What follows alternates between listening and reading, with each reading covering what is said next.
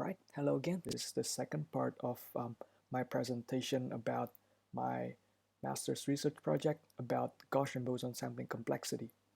And before I picked up where I left off in the first part, I realized that it's good to have a bit more explanation about the complexity theory argument of boson sampling, which is essentially similar to the essentially is also the Gaussian boson sampling complexity argument. Um, well, at least one of them. Um, okay, so I'd like to go back to the boson sampling part of my presentation in the first part. So okay, I'll do a little bit recap here. So the reason why um, computing the outcome probability of boson sampling is sharply hard because I can write the outcome probability as a term that is proportional to the modulus squared or um, absolute value squared of the permanent function of some matrix, um, and a little bit more on this. So this notation a subscript n. So I can have this matrix A that is dependent on the choice of my interferometer in my boson sampling model, and n is a um, a binary string that indicates um, how I pick the submatrix of A. So A is a m by m matrix. So m is the number of modes of my system, of my boson sampling system, and then I will pick um, k many, k rows, and k columns depending on in which mode do I put my inputs, single photon inputs, and in which mode can I find um, my output photons. So since we're assuming we're only considering collision-free outcome states, therefore this string n determines where how do I pick the rows of that matrix A. Therefore, I can get a um, k by k submatrix of A, which is dependent on the outcome, collision-free outcome, and my and which mode do I put my single photon inputs in. Um, there's a good illustration in the original in the original Gaussian boson sampling paper, so that will make it more clear if you want to have a look at that. Okay, so on with this complexity theoretic argument of boson sampling. Um, so approximating this modulus squared is sharply hard under the assumption that the permanent anti-concentration conjecture and the permanent of Gaussian conjecture um, are true, and therefore if I can sample from this, if I can approximate this boson sampling using a classical computer in polynomial time, then I can use an algorithm in the BPP-NP class that can approximate this squared modulus of this permanent function. Um, and as a consequence of this, because BPP is contained between in the in sharp p hard, which is this p superscript sharp p, then because it's contained between it's in p hard, then if I can solve a sharp p hard problem, then these two classes will be equal. Probably it's more clear in this last line that I added. I just added this last line. It wasn't there in the in this slide in my first part of presentation. So okay, so probably it's clear if I show you the diagram that I had. So the outermost circle here is the Sharpie classes of Sharpie hard problems, and this PH is the polynomial hierarchy class that I mentioned in the first part of my video, and this is the BPP class. Okay, so probably like BPP NP is it's like a circle that another circle out here that contains BPP. Um, so therefore, the argument is if I can solve this p-hard problem inside that BPP NP, then this outermost circle will be equal to that BPP NP circle. Therefore, like everything else between P superscript Sharpie and BPP NP will also collapses into that smaller circle that represents BPP NP. And the reason why that cannot happen is because of this very fundamental conjecture that virtually everyone believes to be true, is that this other class PH, which lies between sharp P hard classes and BPP NP class, cannot collapse to to a to a subclass of it. So PH cannot collapse to a class that's contained within it, essentially. Um, so okay, so here I'm going back to this expression again. So we know that the BPP superscript NP contains inside PH, and PH contains inside sharp P hard, but this cannot happen because then PH will collapse to be a smaller circle. This PH circle will become a smaller circle, and that is the essential assumption that I told you about polynomial hierarchy collapse. So if it collapses, it means it will become a smaller circle here, and that is considered to be very, very unlikely. And that will also have that is something that kind of I thought of it as kind of like generalization of P equals to NP, because it's considered that P equals to NP to be it's considered to be unlikely, and it's more likely that P is strictly contained between N and P. So it's more likely that this BPP NP is strictly contained in PH. Therefore, because this equivalence cannot happen, this equivalence and this equivalence, where because of if I have this equivalence, this Sharpie hard equals to BPP NP, then I will automatically get this BPP NP equals to PH, and that so this cannot happen. Okay, so I hope that clear things up a little bit. And now I'm gonna go to pick up where I left off and go through this noisy GPS model.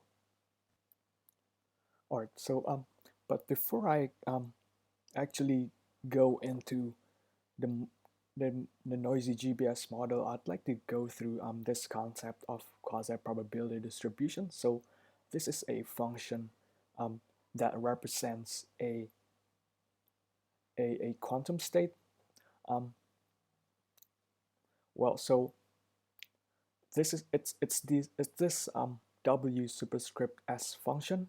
So it's more of a like family of functions, and S can take values between -1 and 1, and it's real valued, but it can take both positive and negative values. And that's the reason why it's called a quasi-probability distribution instead of a proper probability distribution. And on the left-hand side here, so this is the QPD representation of the single photon state with its S parameter equal to 0. And on the right-hand side here, these two are the representation of the 4 photon state. And the top figure is the QPD representation with the parameter s equals to 0, and the bottom one is for s equals to -1. So even for the same state, if I have different values of s, then I can have different representation.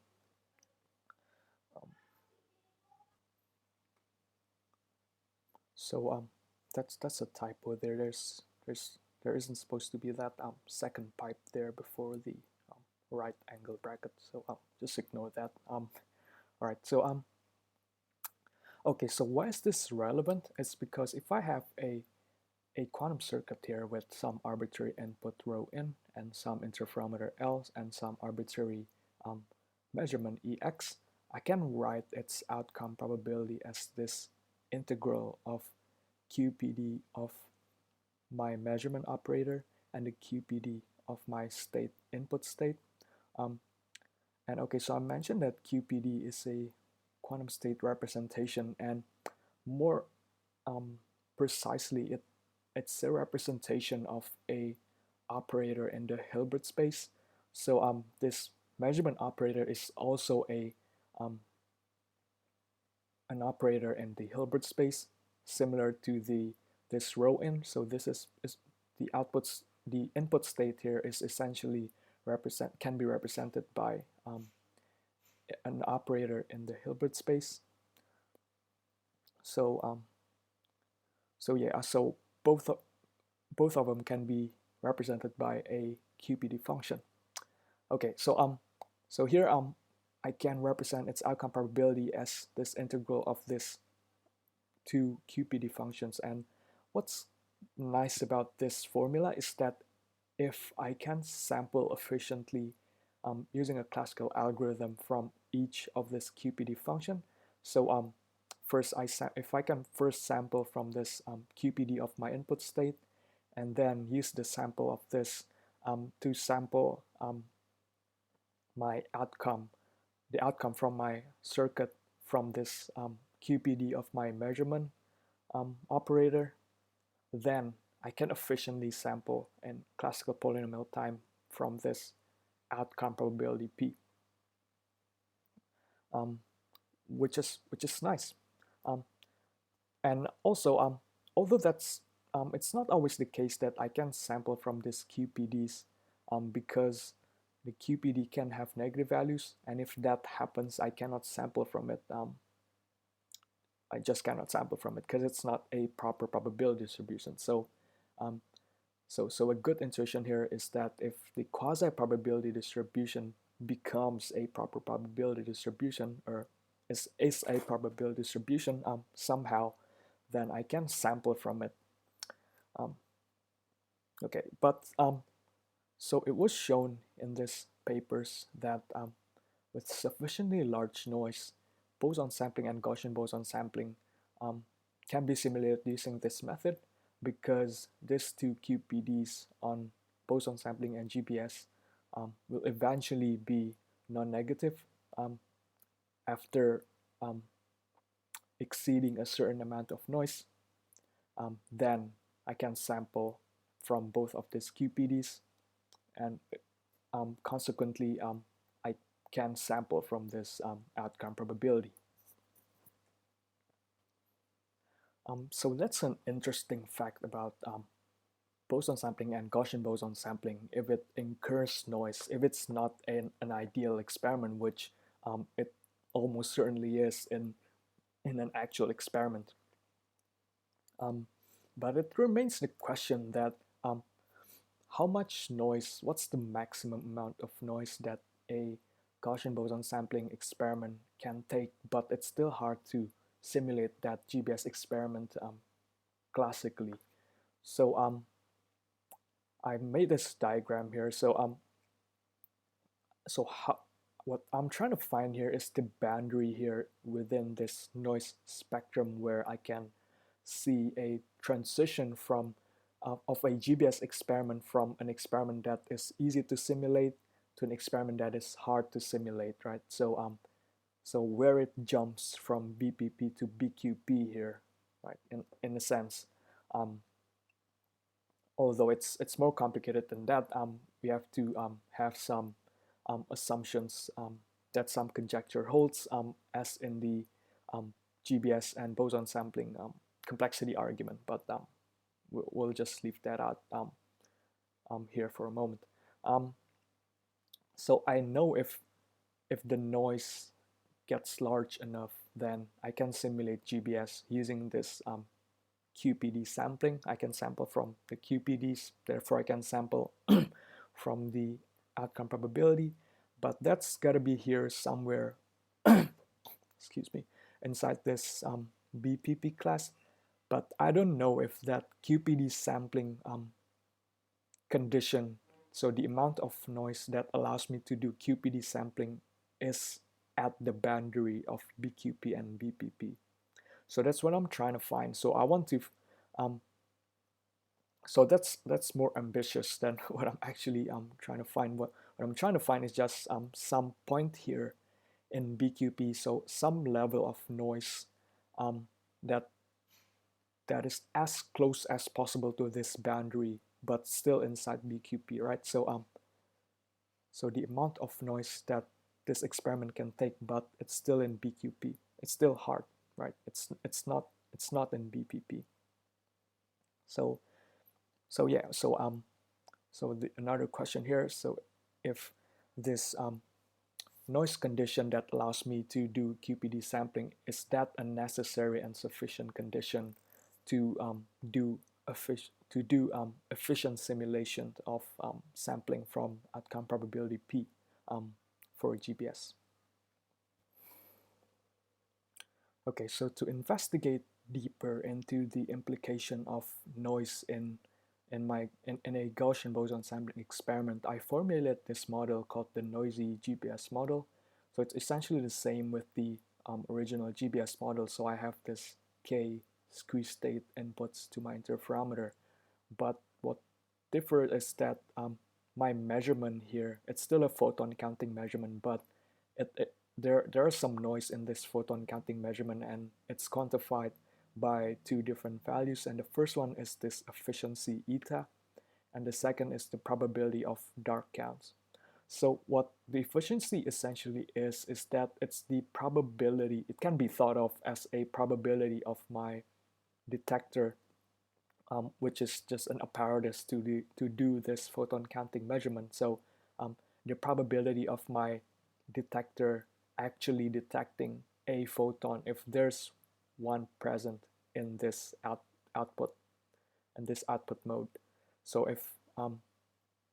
same if my efficiency is 0.9, then there's a 0.9 probability of me detecting that one photon that's present here in this output mode, right? So and this probability of dark count is the probability of my detector saying to me that there is a photon present when there's actually no photon in my output mode.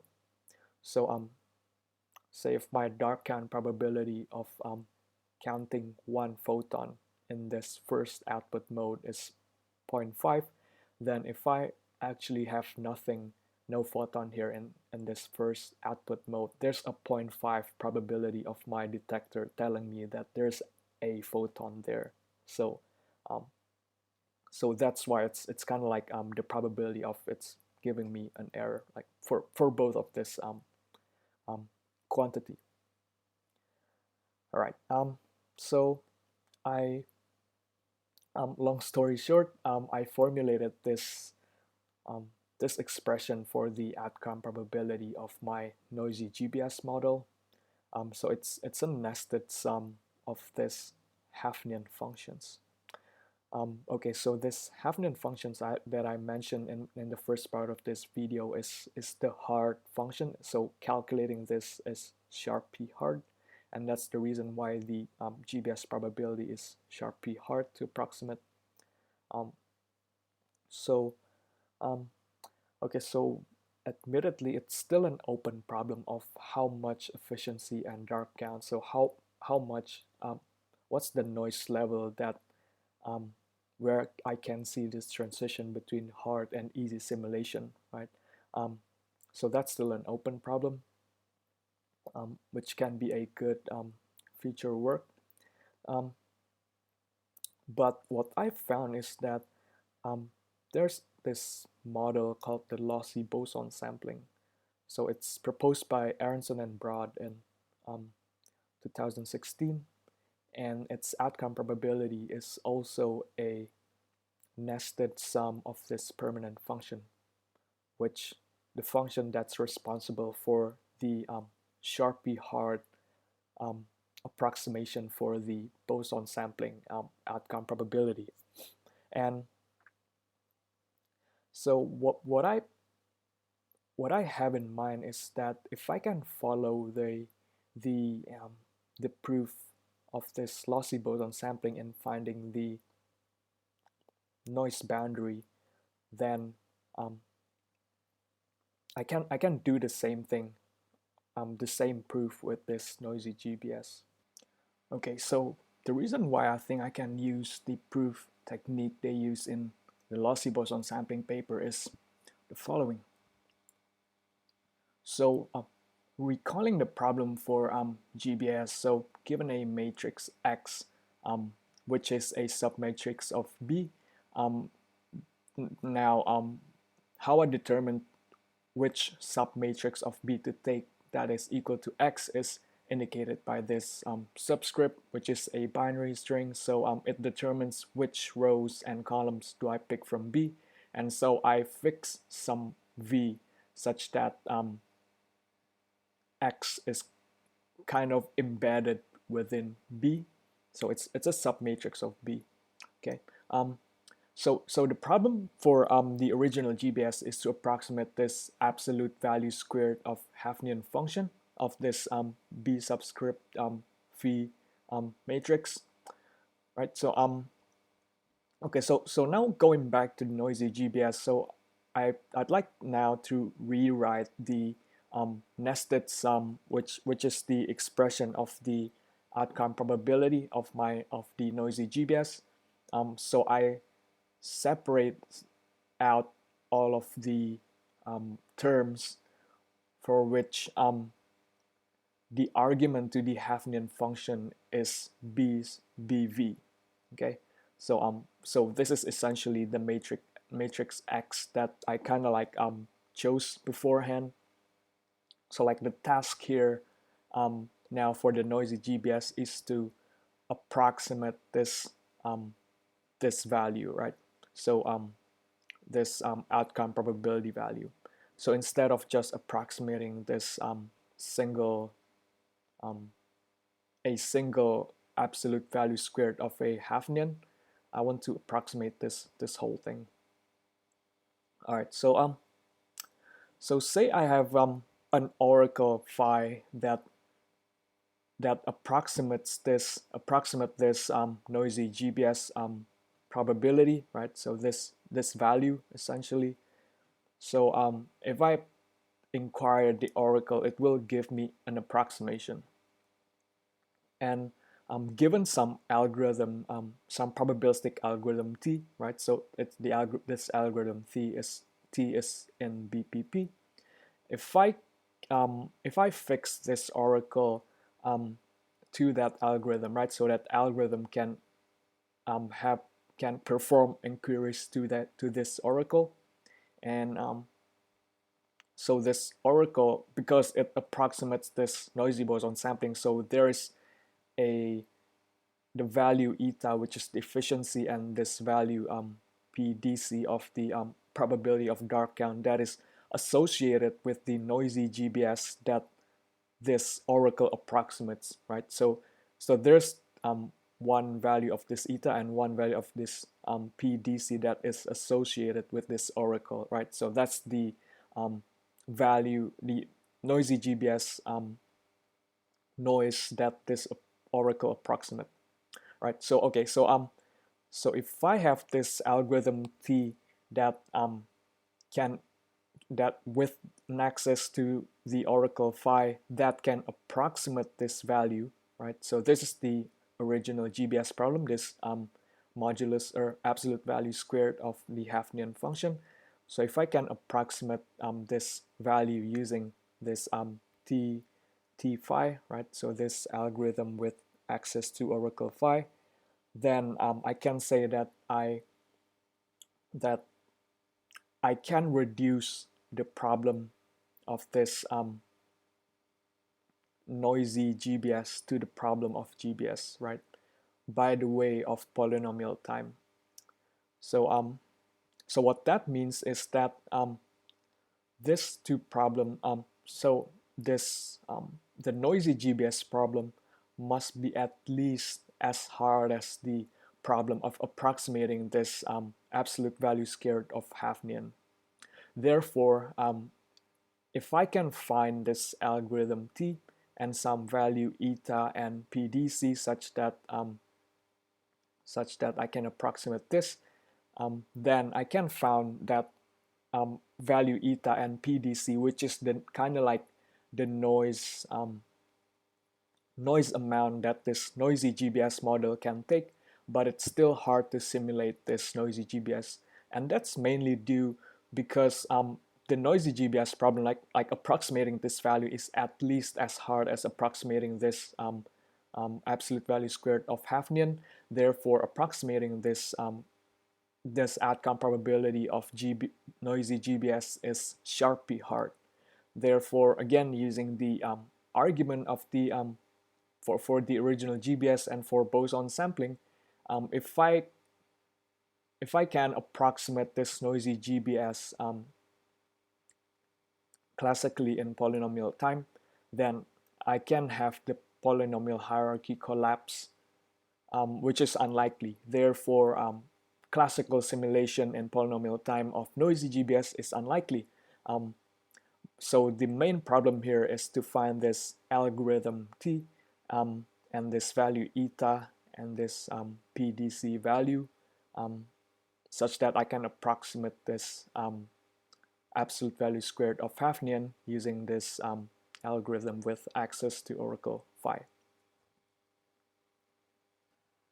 Okay, so that was the noisy GBS model, and mainly here I should note that the motivation here is to find an amount of noise that where it is sufficient if that amount of noise is satisfied. So it's kind of like the lower bound on the noise level, such that if that lower bound noise is satisfied, then that GBS experiment is hard to simulate classically.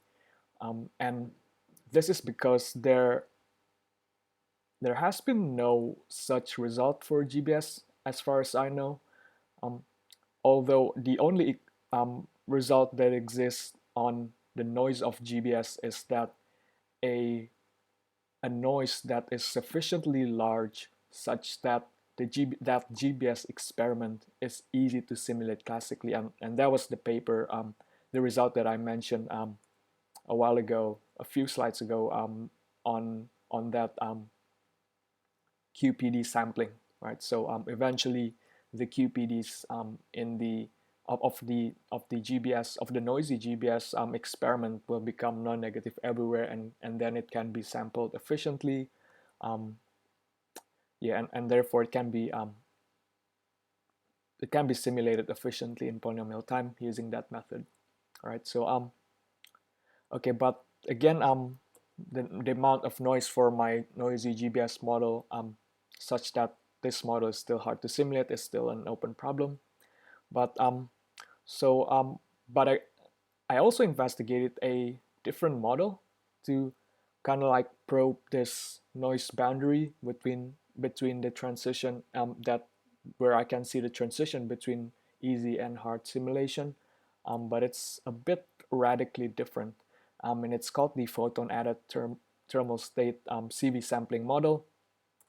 And essentially, the input that I use here to my interferometer is a photon added thermal state, and it can be represented as value where this a dagger and A is the creation operator. So it essentially adds a photon to this state that we call the thermal state, which can be easily it's easily accessible for experiments, right? Um, okay, so one thing about this photon thermal state, or for short PAT state, is that its QPD is similar to that of the single photon state. So the single photon state has negative values around the origin, and the photon thermal state also have some negative values around the origin. So it's very similar to this representation here, this QPD of single photon state, but it just have a wider variance, but it's essentially very similar. And okay, so for a PAT state, I cannot sample from its QPD because it has negative values, right? Um, but it was shown in this paper here by Veitch in 2013 that a noisy PAT state with with its efficiency below 0.5, then I can its QPD can be sampled efficiently classically, but the parameter S here has to be 0, right? So this is equivalent to what is known as the Wigner function. But if you never heard of that, you don't need to worry about that. That's just one of the function in the family of the whole QPD function. Right, so its QPD function, if it incurs a noise such that its efficiency went below 0.5, then I can sample from this efficiently, which is nice. Now if I go back and recall this formula of the outcome probability of some arbitrary circuit with measurement Ex and input state rho in and some interferometer L.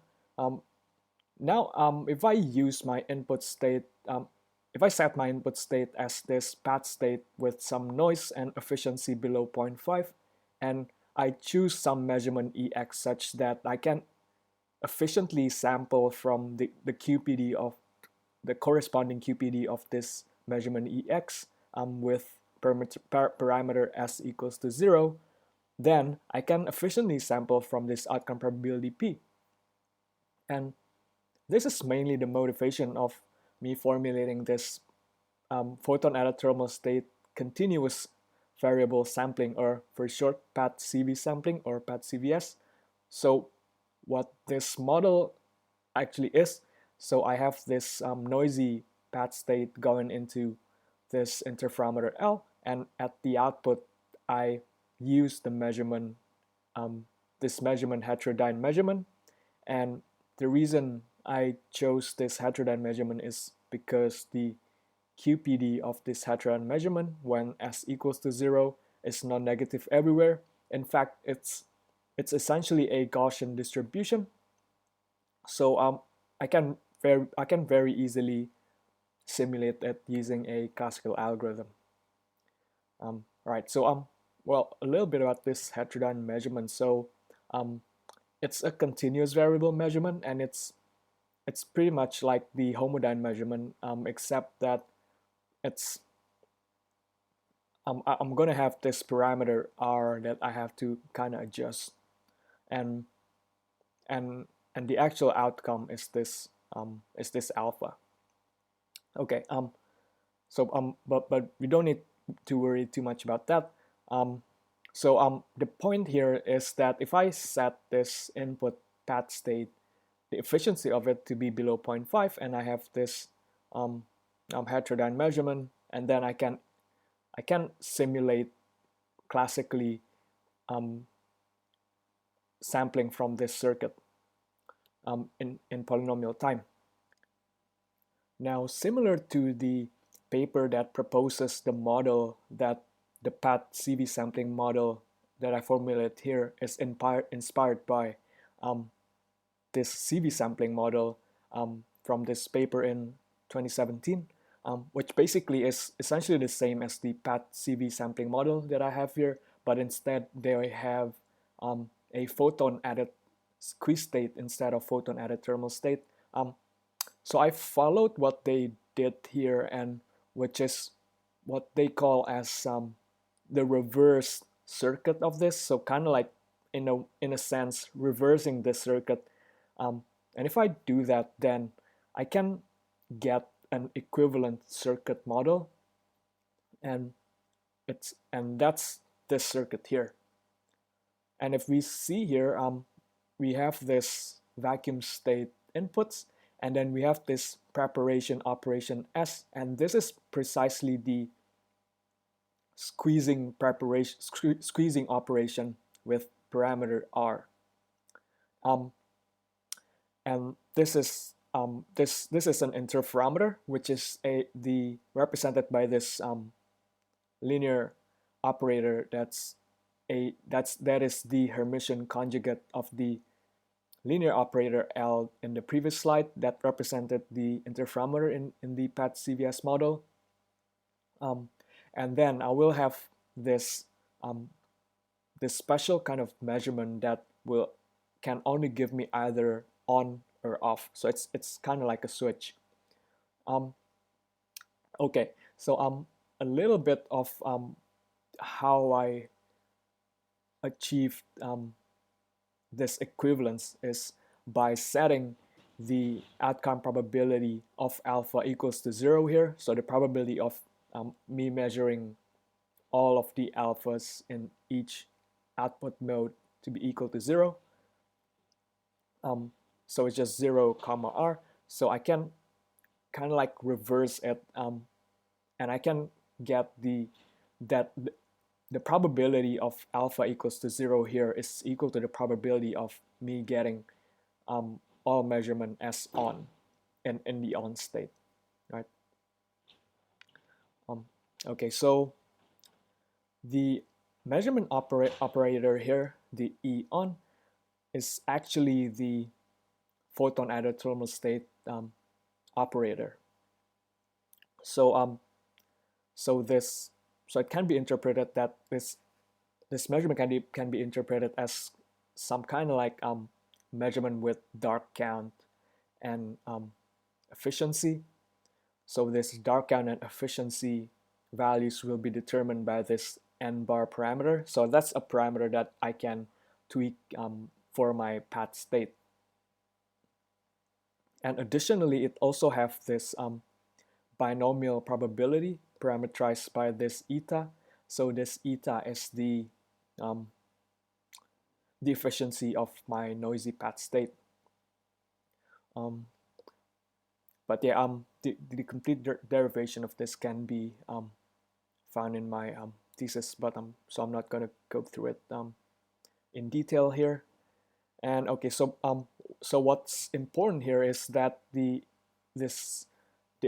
how we can interpret this measurement is that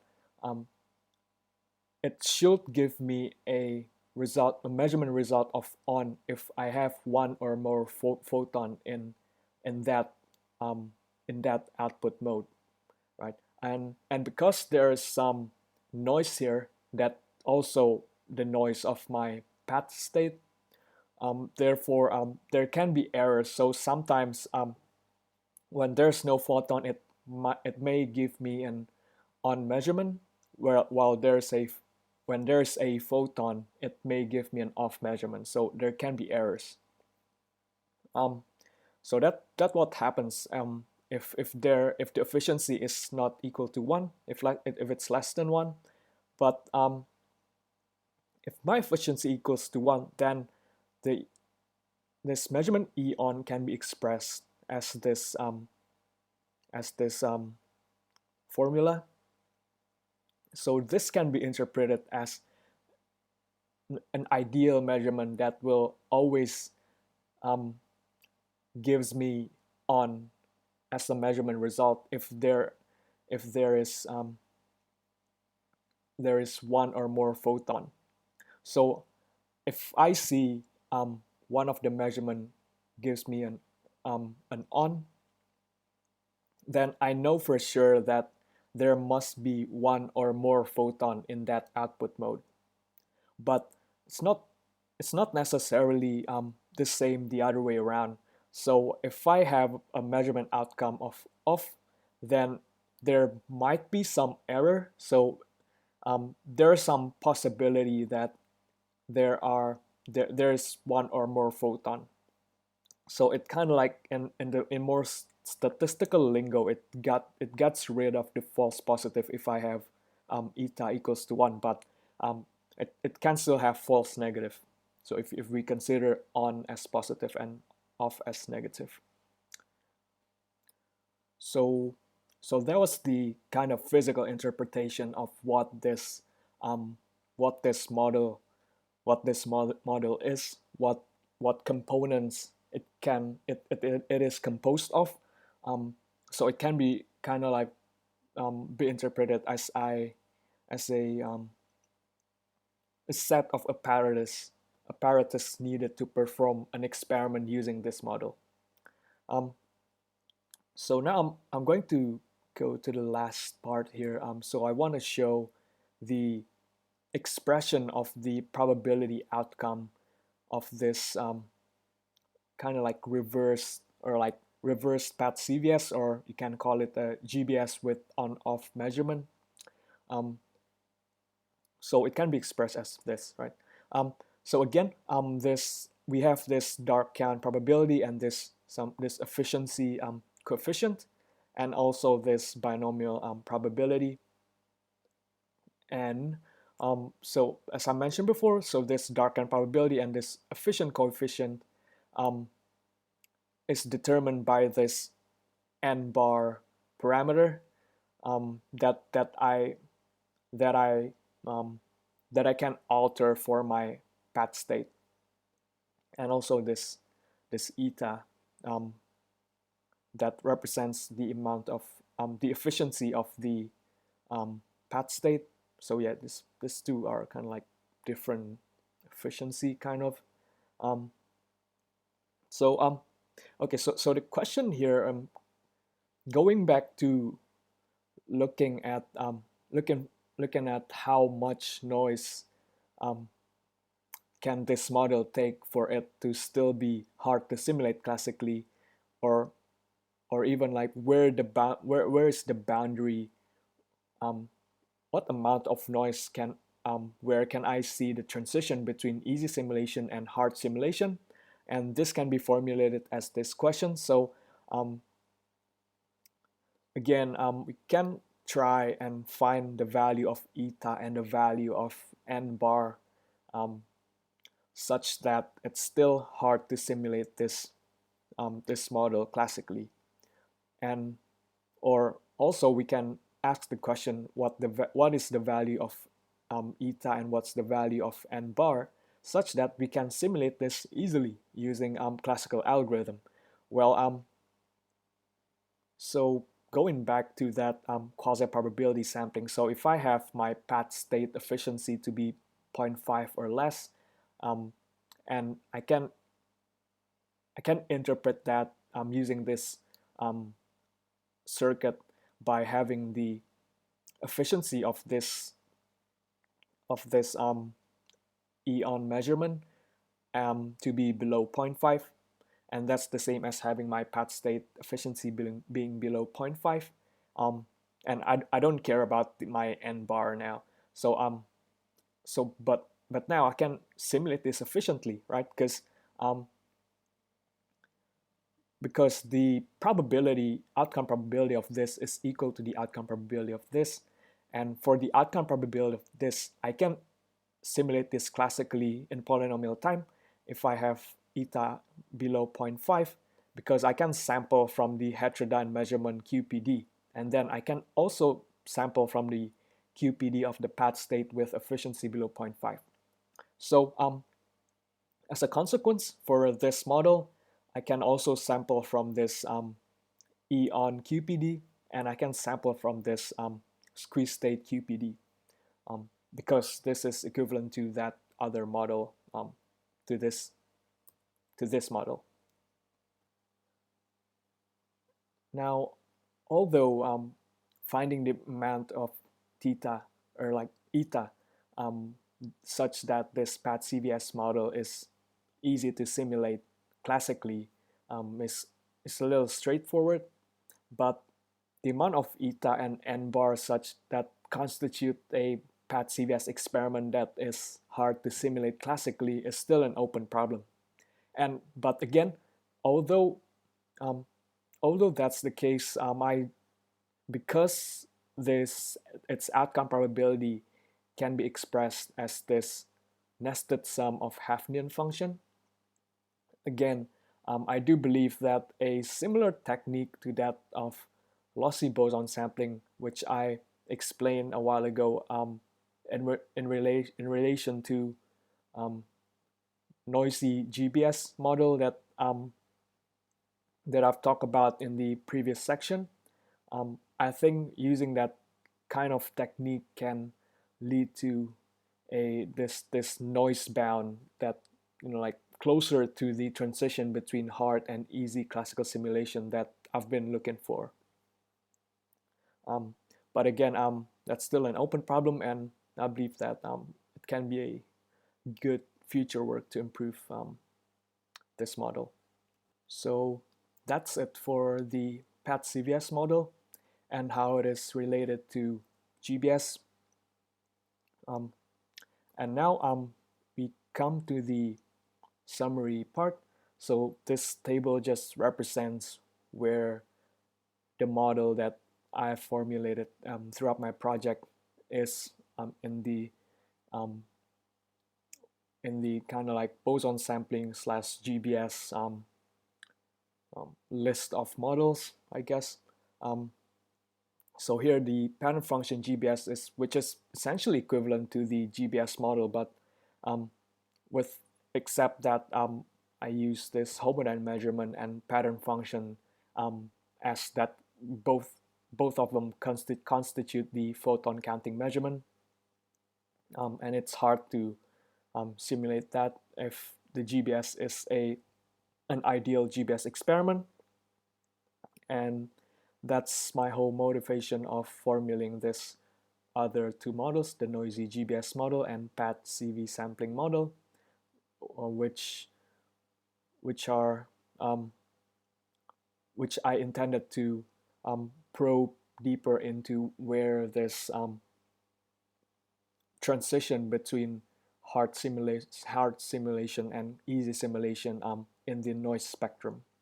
And again, it's still an open problem of how much noise this noisy GBS and this PAT-CVS model can take, but it's still hard to simulate them classically, and that can be a future work to be done to improve our understanding of this noise boundary for these models. All right, so that's pretty much what I had to say for my project. For more detail, I'm going to post probably a bit later on a link to my to my thesis if you're interested in learning more about this. Thank you.